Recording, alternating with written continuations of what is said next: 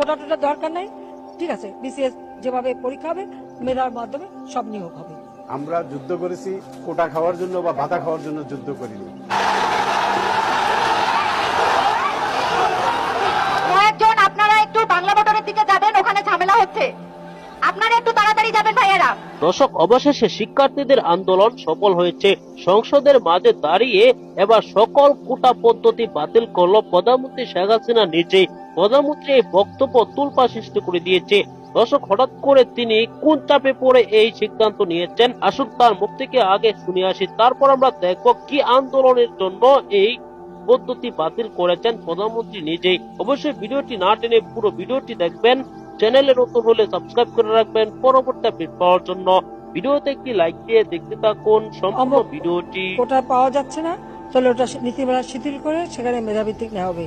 এই পিস মিল যখন আসতো, আমি